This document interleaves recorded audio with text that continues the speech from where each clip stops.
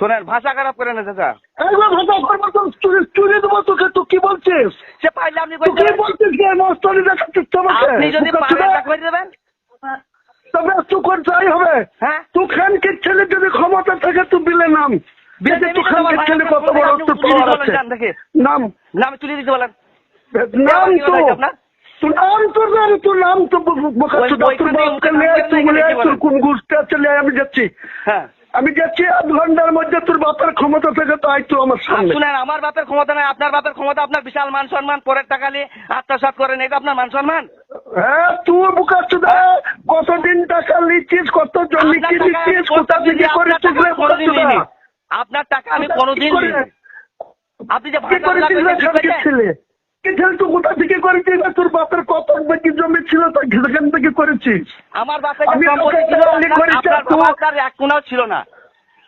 বললাম তো আমার বাবা যেমন হলে মানুষ তেমনি হলে থাকবি। হ্যাঁ, বেশি বাড়াবাড়ি করবি তো তুই বাড়াবাড়ির ঘুচিয়ে দেবো আমি। হ্যাঁ, কি করবেন? মার্ডার করে দেবেন?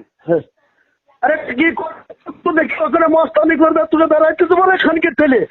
ও বাবা, আপনি যদি আমাকে মারেন না, আমার মেলা ভাই ভাই আছে, আমার বালকা মিলিস। আচ্ছা আচ্ছা আচ্ছা, তোমার বালকা হ্যাঁ, সবাই পাট দিচ্ছে, সেখানে যদি আমার ভাই তো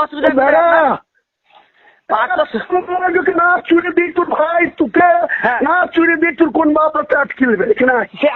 আপনি আমার চুরি দেবেন? কি হবে তা? ঠিক আছে, একদিন হবে। আপনি কি দেখবেন? আপনাকেও যেতে হবে। আমাকে যাবো, আমি বুঝবো তুই কতটা মস্তান হয়েছিস, তোর কতটা। তাহলে তুই বেশি মস্তানি ওখানে করবি না। প্রথমেই করতাম। তুই বলছিস কিরে বোকা চলে, তুই আমি কি করবি রে? তোরকে আমি খাই না কিরে? আপনার খাই নাকি আমি? তোকে বলি কিনে কিনে বোকা চুদা? আপনি তো বলছেন বলছিস তোর ভাই কেন বলছিস রে? তুই চুপচামো করে নামাজ পড়িস, তুই চুপচামো করে কেন করেছিলি রে? মাথায় মাথায় টুপি দিয়ে লোকের টাকা মেরে খাই বেড়ান, তা লোকে কি করবি? কোথায় এখন তোর কোন মায়ের নাঙের টাকা মেরেছি রে? খানকে আমার টাকা মেরে ভোটে দেবো তোর টাকা চুদির বেটা। ওইটাই তো শুনেন, করেন না দাদা, আপনাকে বারবার বলছি ছেড়ে দিবি আমার খানকে ছেলে, তোকে চুরি দেবো বললাম তো। তোর বাপের চুরি দেবেন কি হবে না? ঠিক আছে, হ্যাঁ ঠিক আছে, তুই থাল ওখানে, তারপরে রাস্তায় বেড়াস। তুই যদি খানকে ছেলেকে চুরি না দিয়ে এখানে তোর কোন বাপে জমিদার হয়ে গেছিস? জমিদার করেছিস তো? মতপুরে তুই বিরাট দাদা হয়ে গেছিস বোকা চুদা। সবাই পেয়েছে, আপনি এই কথা রাজাকে বলছেন তুই বেড়াতে পারবি না খানকে ছেলে, তুই জানিস না আমি টাকা দিয়ে কাজ করি সেখানে। আমি কোম্পানি গেছি, আমি জানি 3 বছর কৈফত দিতে হবে, তোকে কৈফত দিতে পারে। হ্যাঁ, তোকে কৈফত দিতে হবে। আপনি কাগজ তুই খানকে ছেলে 10 বছর ধরে বাগান করে খেতেছিস, কত টাকা দিচ্ছিস রে খানকে ছেলে? বাগান আমার বাপের টাকায় বাগান করা, আমি আপনার হাতে খানকে ছেলে তোর বাপের টাকায় করিস আর আমি তোর বাপের টাকায় করি না? বাপের টাকাতে এগ্রিমেন্ট করা। হ্যাঁ, তোর বাপের টাকা তোর গায়ে এগ্রিমেন্ট ধরবো দাঁড়া দাঁড়া কটা এগ্রিমেন্ট তুই করতে শিখেছিস, তোকে ধরছি তোর গাড়ি বলছিস। বেশ, আপনি ভোট দেবেন কি হবে? আমি তো আপনাকে বলেছিলাম, ঠিক আছে, যদি জানি যে আপনার হাতে মৃত্যু আছে উপরবেলা লিখে থাকে তাহলে হবে। ঠিক আছে, হ্যাঁ, আপনি ভয় দেখাচ্ছেন যে আপনার অডিও ভাইরাল করে দেওয়া হয়েছে, এদের উদ্দেশ্যটা কি? মূলত উদ্দেশ্য আমাকে মেলাইন করা, আমাকে দলের নেতৃত্বের কাছে খারাপ করা। এরা সবসময় আমারই ধ্বংস করছে, আমারই ক্ষয়ক্ষতি করছে। এখানে আমার বাড়ির কাছ থেকে 3 কিলোমিটার দূরে এইখানে আমাদের ব্লকে, হোম ব্লকে, পাশের ব্লক কালীগঞ্জ, তার পাশের ব্লক নাকাশিপাড়া, 3টে, নদিয়ার 2টো ব্লক, আমাদের মুর্শিদাবাদের বেলডাঙ্গা 2 ব্লক। এখানে ওই রামনগর সুগার মিল ছিল, যে মিলটা খৈতান এগ্রো লিমিটেড হয়েছে অনেক 1989 সাল থেকে। সেই মিল যে কন্ডিশনে নিয়েছিল এরা লিজ রাজ্য সরকারের কাছে, জ্যোতিবাবুর কাছে, সেই কন্ডিশন অনেক আগেই ফেল করেছে। মিল চলেই না, মিল বন্ধ, সুগার চাষও হয় না, পাবলিক সব জমি দখল করে নিয়েছে। হ্যাঁ, এবং পাবলিক চাষবাস করে, কেউ কেউ কিছু টাকা ফসলের দেয়, ওই কোম্পানির কিছু লোক পুষে রেখেছে, টাকা তোলে তাদের কাছে। আর কিছু ধরেন বাগান আছে, কিছু লো ল্যান্ড আছে। একটা লো ল্যান্ড আছে প্রায় 220 বিঘা। এই 220 বিঘা লো ল্যান্ড আমার বাড়ি থেকে ওই 3 কিলোমিটার দূরে রাস্তার ধারে লম্বা করে এরিয়া 220 বিঘে এরিয়া জলাশয়, বুঝলেন তো। এই জলাশয়টা 2011 সাল থেকে আমার এই কোম্পানির কাছ থেকে লিজ নেওয়া আছে। পার বছরে রেন্ট লাগে 7 লক্ষ টাকা। আমি ওখানে মাছ চাষ করি, এবং আমি নিজে করি না, আমার লোকজন দিয়ে করাই। আর এখানে ওই জলঙ্গি ব্লক আছে মুর্শিদাবাদের, কষ্টের টাকা ব্যয় করে আপনি একটা মাছ চাষ করছেন। হ্যাঁ, এবং সেখানে আমাদের লোকজন অনেক করে কমে খাই, বুঝলেন তো। আমার ভাইপো আছে, সে দেখাশোনা করে। এই যে ব্যক্তি, এই ব্যক্তি আগে দেখাশোনা করত। কি নাম ওনার? এর নাম পটল শেখ। আচ্ছা আচ্ছা। এ আবার ওই যে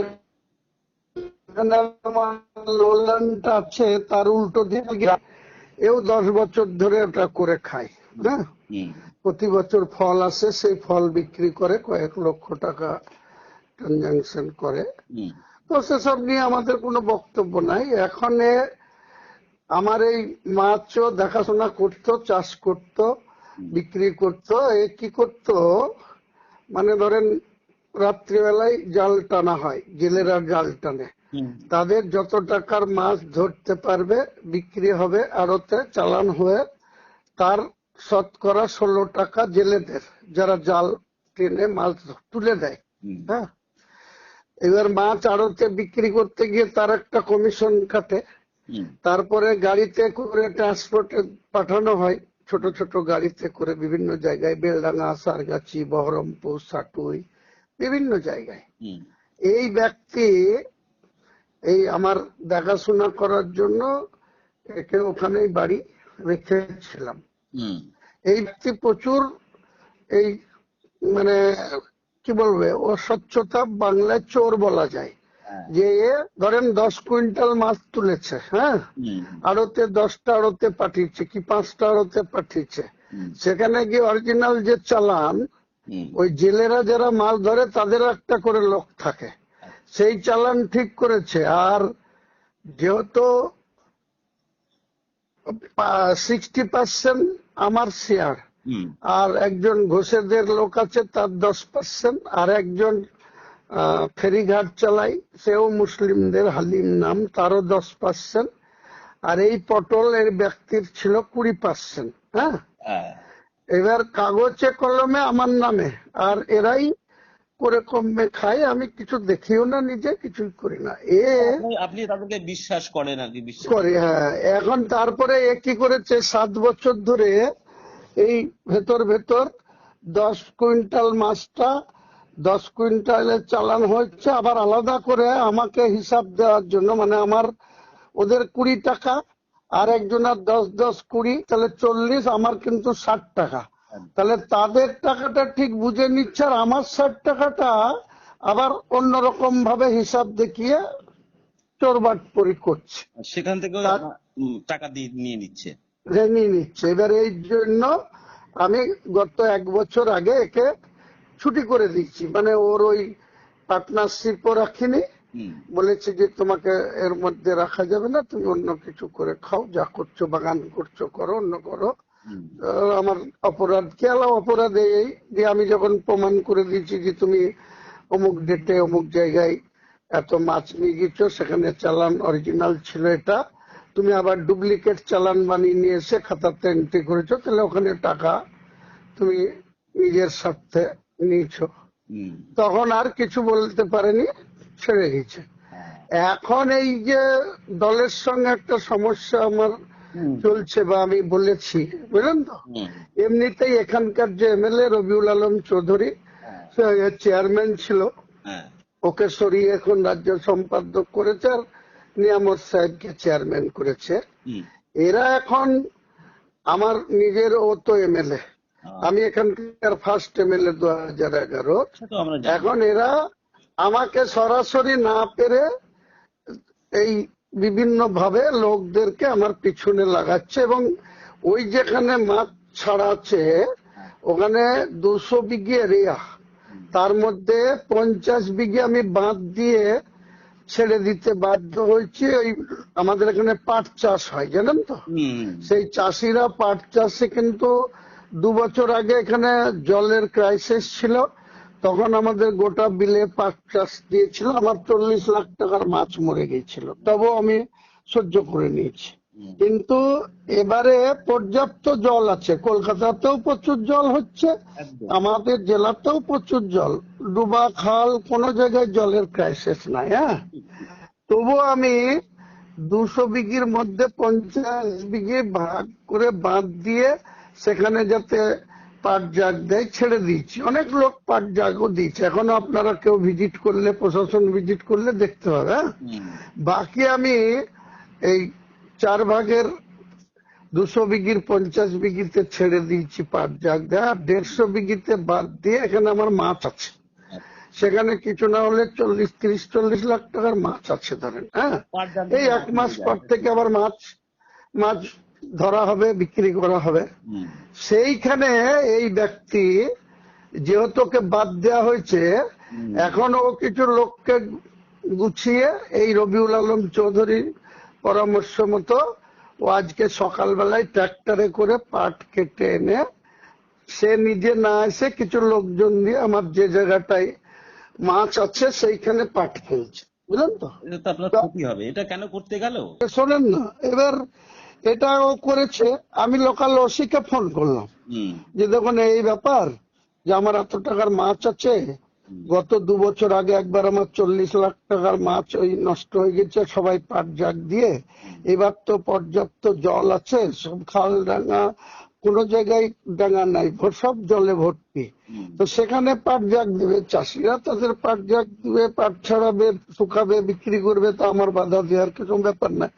কিন্তু আমি 50 বিঘি মতো ছেড়ে দিয়েছি, তারপরে 150 বিঘিতে আমার মাছ আছে, সেখানে বদমাইশি করে মাছ ফেলছে, আপনি একটু দেখুন। তো সে বললো ঠিক আছে আমি গাড়ি পাঠাচ্ছি, দেখে দিচ্ছি। একজন ছোট বাবুকে পাঠিয়েছে, তাকে বলেছে আপনার কোনো ব্যাপার না, এখানে তো আরো লোকের পাট ফেলেছে, আমরা পাট ফেলবো, তো কি হবে, ওই ইচ্ছাকৃত ঝামেলা লাগানোর জন্য ওখানে পাট ফেলছে, বুঝলেন তো? এইবার আমার ধরেন রাগ হয়ে গেছে, আমার ওর ফোন তো আমার কাছে লোড করা ছিল, আমি হোয়াটসঅ্যাপ, আমি জানতাম যদি যে ও এরকম করতে পারে তাহলে তো আমি হোয়াটসঅ্যাপ কল করতাম, বুঝলেন তো? সেটা না করে আমি ডাইরেক্ট ফোন কল করেছি, ও ফোন ধরেছে, আমি বললাম যে কি ব্যাপার, তোমরা ওইদিকে 50 বিঘি ছেড়ে দেওয়া আছে, সেখানে লোকে পাট জাগ দিচ্ছে, তুমি নতুন করে আবার তোমার ভাইকে আর তোমার লোকদেরকে পাঠিয়েছো কেন, যে ওখানে ট্রাক্টরে করে পাট লিজে এইদিকে পাট ফেলছে? তা আমার ভাই পুগিয়েছে, তাকে বলতেছ যে না আমরা পাট ফেলবো, কিছু করার থাকে করো, তখন মেজাজ কাট ঠিক থাকে, বলুন তো? রাগের মাথায় এগুলো বলে ফেলেছেন। হ্যাঁ, আমি তখন বললাম যে তুই যে ভাইরাল করেছে, এই এমন একটা কথা উঠে আসছে অনুব্রতের সঙ্গে, আপনি বলুন যে আমার ক্ষতি করছে, আমার অর্থ নষ্ট করানোর প্ল্যান করছে, তাকে আবার ফোন করে বলেছি, সেই কথাটা রেকর্ড করেছে, ওই এখানকার এমএলএ এর পরামর্শে এটাকে ভাইরাল করছে যাতে আমি লোকের কাছে খারাপ হই। কিন্তু আমাকে যে অর্থ আমার যে নষ্ট করবে, আমার সম্পদ যে দখল করতে আসবে, আমি তত দুর্বল লোক নই যে আমি সেটা সহ্য করব, বলুন আপনি? একদম। আমার একটাই ভুল হয়েছে যে আমি হিট অফ দ্য মুভমেন্ট রেগে গিয়ে আমি খিস্তিটা মেরেছি, কিন্তু সে আমাকে কম কথা বলেন, সে আমার ক্ষতি করছে, আবার আমাকে ঘুরিয়ে ফিরিয়ে চ্যালেঞ্জ করছে, আর পরিকল্পনা করে ফোনটা করেছে, বুঝলেন তো? আমি যে ফোনটা করেছি রিসিভ করেছে, তখন থেকেও জেনে বুঝে যে দেখছে আমি এটা করেছি, আমাকে তো কিছু বলবেই, সেটা রেকর্ড করে তারপরে সবার আগে ওই আরামবাগ টিভি ওরা খবর করেছে, তারপরে রোজিনা করেছে, হ্যাঁ, তারপরে ধরেন আর বাকি আমাকে যারা চেনে, এখানে তো বহু সাংবাদিক আছে, বহু ইউটিউবার আছে, তারা কে জানে আমাকে চেনে, তাই আমাকে নিয়ে ফোন করে বলেছে যে আপনি তো এরকম লোক না, কি হয়েছিল এই ব্যাপার। তো বলে আমরা এটা নিয়ে খবর করছি না, কারণ আপনাকে আমরা চিনি, আপনি তো লোককে দুনিয়ার টাকা দান করেন, গরিব মানুষ যাদের চিকিৎসা হয় না, যাদের মেয়ের বিয়ে দিতে পারে না, অনেক কিছুতে মসজিদে দান করেন, মাদ্রাসায়, আর আপনি সামান্য টাকার জন্য আপনি এরকম কিছু করবেন, এটা আমাদের বিশ্বাসই হয় না। নালাম আমার খারাপ লেগেছে যে আমাদের সঙ্গে ওঠা বসা করে আমার এই বিলেই 7 বছর ও নিজের দায়িত্ব থেকে মাছ ধরেছে, এইরকম টাকা চুরি করেছে। তাকে যখন এখন বিদায় করে দিচ্ছি, এখন আমার সঙ্গে মনোমালিন্য আছে এখানকার এমএলএ, সেটা ও জানে, এখানকার আপনাদের সমস্ত মহলই জানে। আপনার ওখানকার এমএলএ এর নাম কি? রবিউল আলম চৌধুরী। আচ্ছা আচ্ছা আচ্ছা। আমার তো এখানেই বাড়ি, আমি তো এই সিটেরই এমএলএ ছিলাম 2011-তে। ওটা ছেড়েই তো আমি তৃণমূলে 2012-তে জয়েন